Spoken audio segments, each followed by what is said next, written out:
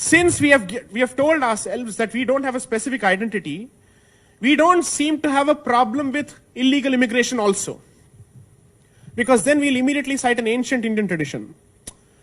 Atithi Devo Bhava, they have to come. How can we behave like this as far as these people are concerned?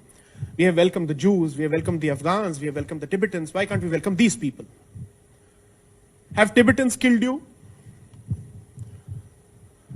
In all the years that Tibetans have lived in this country since the invasion of their country, have you heard one riot between Tibetans and Indians? At least in the name of religion. Jews have been living in this country for millennia. They too are a monotheistic faith.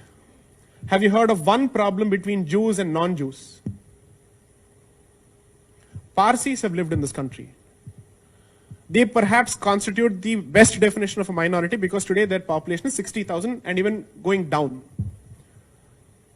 You've never had a problem as far as they are concerned. So how is it that a position with respect to one particular group is immediately interpreted as an anti-minority position when I don't seem to have a problem with any other minority? They are minorities in the true sense of the word.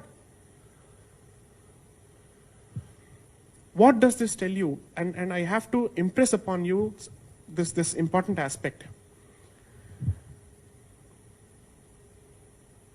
10 years ago or 15 years ago, those places where you would have comfortably been in a position to celebrate your festivals or enjoy your traditions and customs, today you need permission in those places to celebrate your own festivals.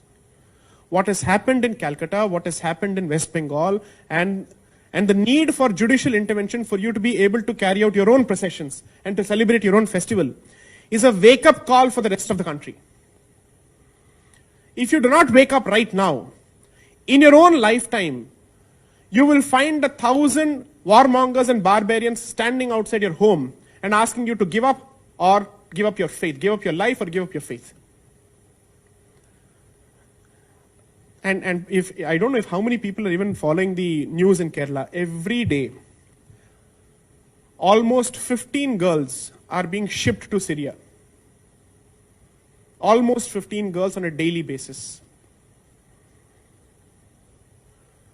Please wake up to these things for the simple reason that if you think India is only a place where you earn a degree and run away to the West, perhaps the future will, the next generation will not even have an India to do so.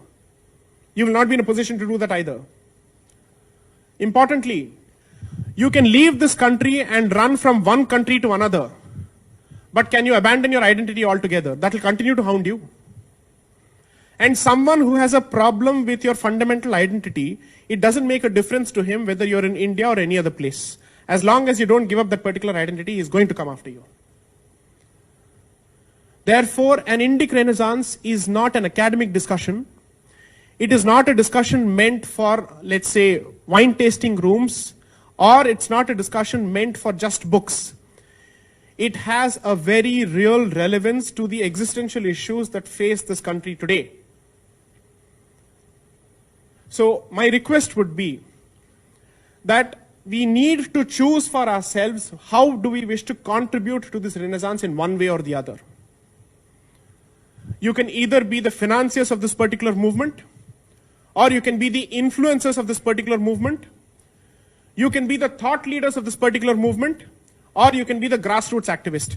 But you must take part in this particular movement in one way or the other, because if you don't do so, your children will not live in the same India that you lived. And you certainly don't live in the same India that your parents lived. So as far as I'm concerned, action is most important. Choose for yourselves one area where you think you're in a better position to contribute, and focus on contributing it in one way or the other. Me, as part of my work, and my team have chosen the legal and the constitutional means to contribute in whichever small way that we can, to push forth our point of view. To push forth the point of view that the space for an Indic identity is being encroached increasingly, and there must be a constitutional resistance to it, and that's what we are doing.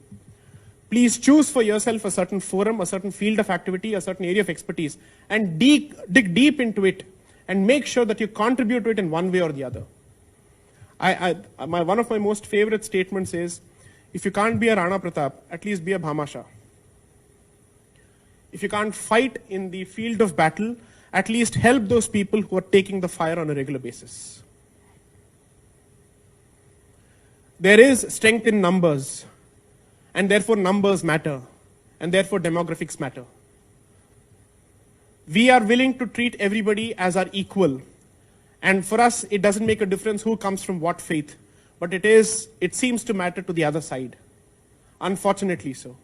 So wake up to this reality and find an area where you can contribute to the Indic Renaissance in one way or the other. Questions, please.